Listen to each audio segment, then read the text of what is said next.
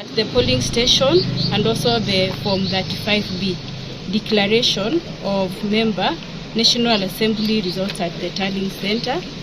We've also got the Form 35C, the certificate of elected member, then details of candidate registration forms, details of recruited poll officials, KIMS issuance forms to polling stations.